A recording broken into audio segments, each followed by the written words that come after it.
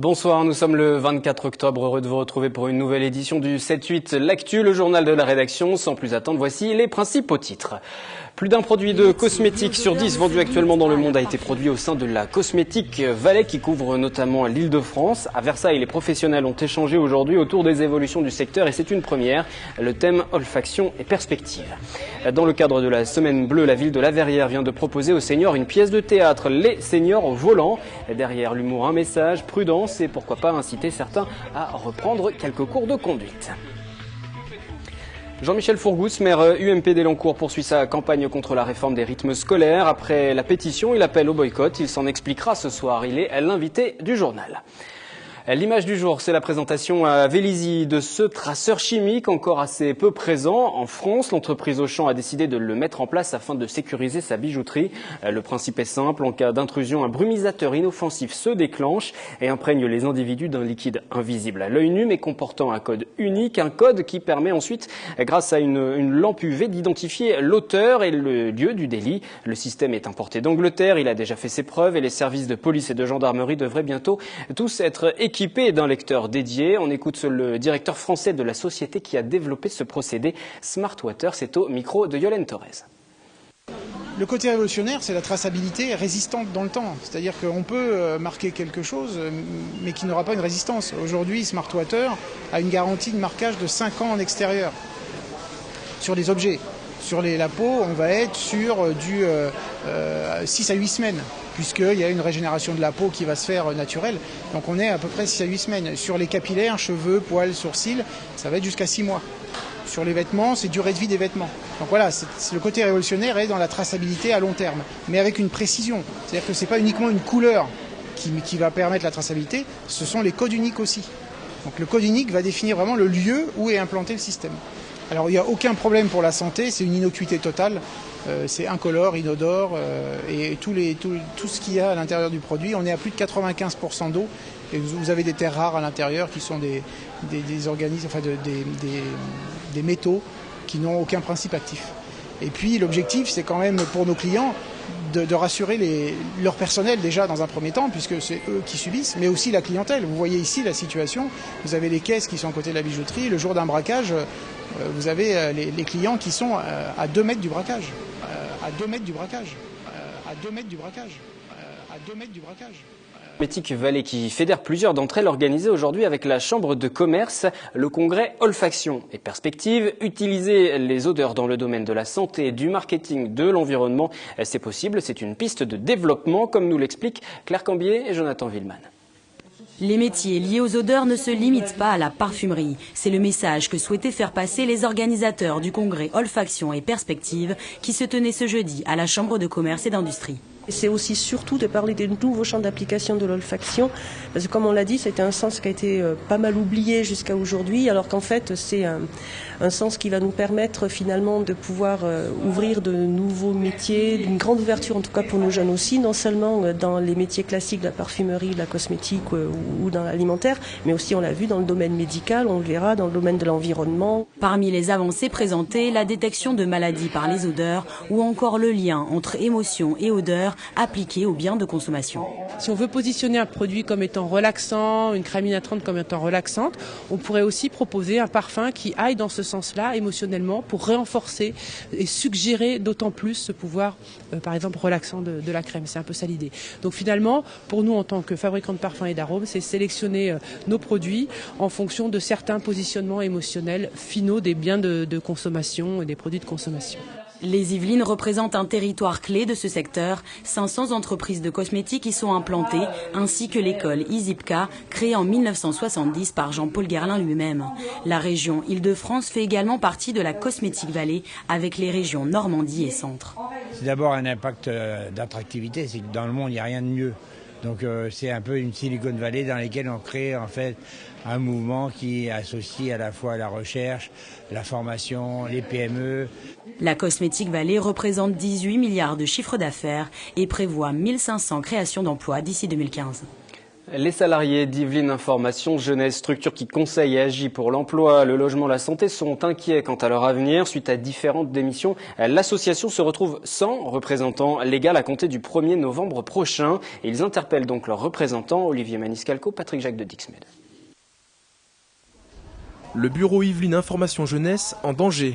C'est le message que ces salariés souhaitaient faire passer en manifestant ce matin dans les rues de Versailles. Même si le financement du bureau reste assuré par les collectivités, YIJ se heurte à un problème de taille. À compter du 1er novembre, les salariés n'auront plus de direction. Et plus de direction signifie qu'en tant qu'association, ils n'auront légalement plus le droit d'exercer leur mission. En tant que salarié, en fait, on n'a eu aucune information, aucun retour sur la suite, sur le devenir d'YIJ. On a lancé aussi une pétition justement pour qu'on soit soutenu par les partenaires, par les usagers, par les amis de l'information jeunesse en général et d'YIJ en particulier. Plus on aura de signataires, plus on aura un poids.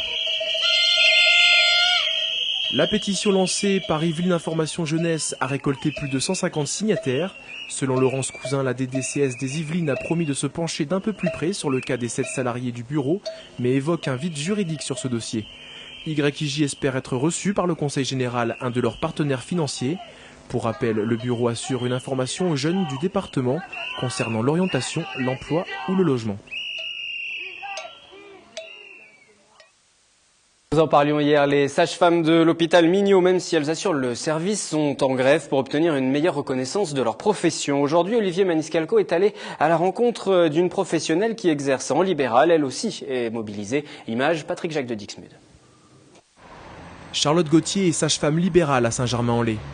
Comme ses confrères de l'hôpital du Chesnay à Versailles, elle participe au mouvement de grève lancé le 16 octobre et réclame plus de considération pour sa profession. Aujourd'hui aussi qualifiée qu'un gynécologue ou un obstétricien pour accompagner une femme durant sa grossesse, elle constate néanmoins que ses patientes ne se dirigent pas en premier lieu vers les sages-femmes. Une tendance qui traduit notamment un manque d'information. On n'est pas très connu en fait des patientes. C'est pas très naturel pour la plupart des gens de se dire qu'une sage-femme va pouvoir suivre une grossesse, va pouvoir faire un suivi gynécologique de prévention. Et si on est inscrit comme praticien de premier recours auprès des administrations, il y aura obligatoirement derrière une campagne d'information de la population. Pour Sébastien et Julie, qui viennent aujourd'hui se renseigner auprès de la sage-femme pour l'arrivée de leur premier enfant, c'est le médecin traitant qui a joué le rôle d'intermédiaire. Comme ils n'ont pas encore annoncé la bonne nouvelle à leurs proches, ils préfèrent garder l'anonymat. Nous venons d'apprendre ma grossesse. Nous sommes allés voir le médecin pour la prise de sang. Il nous a expliqué que nous pouvons très bien nous faire suivre par une sage-femme. On sait que les sages-femmes sont tout à fait capables d'assurer les suivis de grossesse, aussi bien qu'un gynécologue ou un obstétricien. Il n'y a pas de raison pour nous qu'on n'envisage pas cette possibilité. Préférer une sage-femme peut être aussi un choix économique. Pour l'instant, les consultations sont moins chères que chez les spécialistes. De plus, elles apportent leur aide physiologique aux patientes pour les techniques d'accouchement très traumatisants pour le corps de la femme. Des traumatismes qui, après la naissance de bébés, peuvent très vite engendrer des frais de rééducation importants pour la mère et pour la sécurité sociale. La semaine bleue se poursuit, cette semaine dédiée aux personnes âgées. Parmi les manifestations pilotées par le Conseil général des Yvelines, un spectacle éducatif sur les dangers de la route. Les personnes âgées au volant, c'était à La Verrière. Yolène Torres, Patrick Jacques de Dixmude ont assisté à la représentation. Alors, depuis combien de temps conduisez-vous ? Depuis que j'ai eu 9 ans et demi. Ça fait 90 ans maintenant. Retour quelques années en arrière pour ces seniors. À La Verrière, ils révisent quelques règles de bonne conduite au volant à travers un spectacle interactif. Vous aussi, vous conduisez depuis longtemps ? Oui. Voilà, donc puisque nous sommes tous les deux des conducteurs seniors, nous allons vérifier notre vue ensemble avec le public. Qui porte des lunettes, ici ? Alors voilà donc des personnes qui pourront participer. La prévention routière, un sujet parfois difficile à aborder avec les personnes âgées. Le fait de ne plus pouvoir conduire représente souvent pour elles une perte d'autonomie supplémentaire. Ils ont parfois du mal à comprendre que malgré l'autonomie physique qu'ils peuvent avoir à conduire encore leur véhicule, cela peut représenter un danger pour eux-mêmes mais également pour les autres. Donc l'idée c'est vraiment de les sensibiliser aux dangers de la route, ce qu'ils pourraient rencontrer, mais aux dangers qu'eux-mêmes pourraient représenter. Et là, c'est la pluie, c'est la douche. Alors que faites-vous ? Certains ont redécouvert quelques règles du code de la route. Vous conduisez à 90 ou vous arrêtez votre véhicule. C'est vrai que j'ai appris des choses que j'avais sûrement oubliées ou que je ne connaissais pas tout simplement. Hein. Les choses ont changé depuis 44 ans de permis de conduire. D'autres, en revanche, insistent. Ils sont âgés, certes, mais ne perdent pas pour autant leur savoir-faire. Dans l'ensemble, ça fait quand même 40 ans que j'ai mon permis. Je n'ai jamais eu de problème. C'est vrai que c'est important. Disons, je pense que dans l'ensemble, les retraités restent quand même dans le coup. Malgré quelques lacunes, dans l'ensemble, je pense qu'on arrive à suivre le code de la route quand même, à peu près, quoi. Ce spectacle était organisé dans le cadre de la Semaine Bleue. Elle se termine ce dimanche. Je reçois à présent le maire d'Elancourt, l'UMP, ancien député de la 11e circonscription, Jean-Michel Fourgouze. Bonsoir. Bienvenue sur ce plateau. Vous êtes contre la mise en place des nouveaux rythmes scolaires, comme plusieurs maires d'ailleurs, toutes tendances politiques confondues. Mais vous n'hésitez pas à faire savoir avec une pétition, mais aussi maintenant un appel au boycott. Pourquoi une si farouche résistance sur la mise en place des nouveaux rythmes scolaires ? Mais écoutez, moi je lutte depuis très longtemps contre l'échec scolaire. Je le fais pour beaucoup de communes. Elancourt est plutôt un modèle de réussite scolaire d'ailleurs, ou avec un modèle très innovant, une nouvelle pédagogie. Donc voilà, les maires ils sont confrontés à 40% d'échecs scolaires à l'entrée en sixième, disons de difficultés on va dire à l'entrée en sixième. C'est ça qu'il faut traiter. Nos administrés ils nous interrogent là-dessus. Alors la réponse à ces problèmes d'échecs scolaires ou de difficultés, c'est moderniser la pédagogie comme on le fait à Elancourt. Et puis également améliorer la formation des profs. C'est les deux meilleures attentes pour améliorer. Voilà. C'est ça le problème des maires, c'est le problème des parents, c'est le problème de la France. Le problème des rythmes scolaires, c'est un vieux débat qui a 20 ans, où d'abord personne n'est d'accord, il n'y a pas d'unanimité qui se dégage. Et en plus, Monsieur Payon, je crois prof de philosophie, très bien, c'est super, mais pour moderniser le modèle scolaire et gérer une entreprise de plus d'1 million de personnes, oui, on aurait aimé avoir quelqu'un qui a une vision d'abord peut-être de gestion, parce que quand on balance un truc comme ça, on n'a même pas regardé combien ça coûtait et qui paye. Moi, je vais m'amuser comme ça sur le tableau, sur votre maison, votre entreprise, comme ça, vous balancez un truc, puis après, je vous dis que ça coûte 5 fois plus. Donc déjà, premièrement, on dit à Monsieur Payon, vous faites une étude d'impact financière. Combien ça coûte Elancourt? Moi, je l'ai fait pour lui, s'il l'a pas fait. Ça me coûte 5 points d'impôt. Ça me coûte 1 million d'euros, environ 5 à 8 points d'impôt. J'ai vu qu'à Trappes, ils sont partis vent debout là, Monsieur Malandra, je suis socialiste, je vais montrer, voilà. Parti dès cette année sur la réforme. Il découvre lui aussi que ça coûte 1,5 million d'euros. Je crois que c'était dit sur votre plateau d'ailleurs. Idem Poissy, alors à Paris, première ville de France, qui n'est pas UMP pour l'instant. Ils avaient prévu 10 millions. Ils en sont à 54 millions. Erreur de 500%. Vous croyez franchement que moi, je suis quand même chargé de protéger le pouvoir d'achat des Élancourtois? Vous croyez? Est-ce que le problème est financier? Est-ce que c'est aussi un problème de fond sur le rythme scolaire? Est-ce que ces rythmes, vous considérez que c'est la mise en place de ces rythmes, ce n'est pas efficace, ça ne sert à rien, que c'est pas bon pour les enfants, c'est pas bon pour l'apprentissage, puisque vous dites que la commune d'Elancourt est très à la pointe sur ces questions d'apprentissage. On pourra effectivement en parler avec le développement des tableaux numériques ou encore des tablettes. Pour vous, ça rentre pas dans l'apprentissage, un meilleur apprentissage que de changer les rythmes scolaires? Non, moi je suis étonné. Tous les ministres sont venus voir de la recherche et de l'éducation nationale sont venus à Elancourt.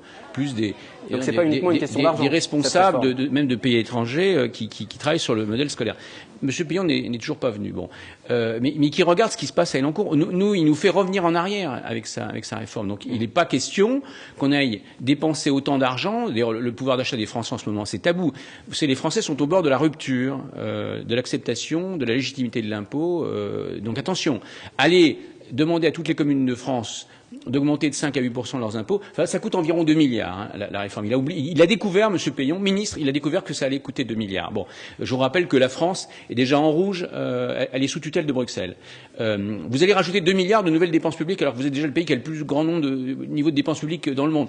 Mais qu'est-ce que ça veut dire surtout pour détériorer un peu plus le modèle scolaire? Parce que les rythmes scolaires détériorent un peu plus la sérénité des enfants, l'harmonie avec la famille, ça met un bazar pas possible. Je vous rappelle qu'à Paris, et je regarde dans les autres exemples, les 2/3 des directeurs d'école, ils sont pas UMP. Bon. Ah, ça, on n'en sait rien. J'ai pas cette information. Ils ont pas de couleur politique. Les 2/3 a priori, des directeurs, parce qu'on me dit que hein. c'est politique. Les 2/3 des directeurs d'école demandent la suspension immédiate de la réforme. C'est-à-dire, je crois que c'est 400 sur 600. Enfin, vous avez lancé une pétition aussi. Alors, quelques 20 000 signatures. Maintenant, vous appelez au boycott. Quelles conséquences pour la commune que de boycotter, que de refuser de mettre en place la réforme des rythmes scolaires? Est-ce qu'il y aura des conséquences? On entend déjà le recteur de l'académie, l'inspecteur d'académie dans les Yvelines, expliquer que les communes qui voudront pas le faire en 2014, malgré ce qui est prévu dans les textes, eh ben, on le fera pour eux. On mettra en place les horaires et on leur imposera des horaires. Alors, je voudrais dire que les appels au boycott, je me souviens de mon collègue maire de Trappes qui avait fait un appel au boycott au service minimum qui avait été voté. En plus, c'était une loi, le service minimum. Il avait dit qu'il ne la respecterait pas. Bon. Je vous rappelle que là, il ne s'agit pas d'une loi. C'est pas une loi, la réforme des rythmes scolaires. Si c'était une loi, elle serait. C'est pas une préconisation non plus. Hein, attendez, elle serait on demande quand même aux communes de le mettre en place. Si c'était une loi, elle serait anticonstitutionnelle puisque vous n'avez pas le droit de voter une loi qui entraîne automatiquement, mécaniquement, une augmentation des impôts, ce qui est le cas. Donc c'est un modeste décret ministériel. Qu'est-ce que pèse un décret ministériel devant la libre gestion commune qui refuse. Devant la libre gestion. Il n'y a pas de pour un décret ministériel. Non, je me termine. Devant la libre gestion d'une commune par les élus, c'est un principe constitutionnel. Qu'est-ce que pèse ce modeste donc décret ministériel? D'autant plus qu'en plus on apprend que M. Payon est sur le départ, qu'il souhaite lui-même son départ et que M. Hollande. Vous étiez en contact avec Vincent Payon. Je vous le donne. Alors, il ne l'a pas dit, mais il le dit directement à tous ses amis qui souhaitent partir. Ceci dit, même s'il lui partait, la réforme est toujours là. Pour l'instant, il n'a pas été annoncé que cette réforme des rythmes. Et même M. Hollande dit qu'il souhaite le départ de M. Payon. Bon, alors, cela dit, dans les couloirs, certes, enfin, ça nous revient, vous savez. Bon. Donc voilà, à quoi ça sert d'aller fragiliser un peu plus le pouvoir d'achat de mes administrés qui souffrent, qui font un rejet actuellement de la politique fiscale des socialistes? C'est le rejet total. Je n'ai jamais vu ça de ma vie. Donc vous en faites un enjeu politique il n'est pas question, avec les municipales il n'est pas question que j'aille ajouter 1 million de nouveaux impôts pour une réforme qui est un échec. C'est un échec dans toutes les villes qui le font. Pourquoi voulez-vous que j'aille imposer ça, alors que ma ville est plutôt un modèle? Vous le savez, il y a des gens qui viennent habiter Lancourt, mais les agences immobilières me le disent, ils viennent habiter Lancourt pour le modèle scolaire. Bon, pourquoi voulez-vous que j'aille mettre à mal mon modèle qui est plutôt une réussite pour une mesure qui de toute façon ne sera pas appliquée jusqu'au bout? Il n'y aura pas de sanction. Le ministre est en train de partir. Il n'y aura pas de sanction. Quels sont les rapports que vous avez? J'adore, j'ai beaucoup de respect pour le recteur qui est un homme très. Est-ce que vous échangez avec lui en ce moment? Et notre inspecteur aussi d'académie, mais de toute façon, eux, bien sûr, ils ont le gouvernement qui leur dit oui, faites pression, voilà, et faites pression jusqu'à ce que le ministre parte. Bon, voilà. En tout cas, vous avez des échanges? Est-ce que vous avez concrètement discuté avec le recteur sur ces questions-là? Oui, mais c'est en plus quelqu'un de très cordial et voilà que j'aime beaucoup en dehors de ça. Mais écoutez, de toute façon, cette réforme, elle est infinançable. Vous n'allez pas trouver 2 milliards en ce moment. Le pays est en dépôt de bilan. Monsieur Hollande est en plus en train d'accélérer gravement les difficultés. Je ne sais pas si vous avez vu les résultats du chômage. C'est une calamité. C'est 10 000 supplémentaires, enfin 60 000, mais il faut équilibrer avec le bug informatique. C'est une calamité. L'économie, les gens sont en train de partir, les entreprises sont en train de partir.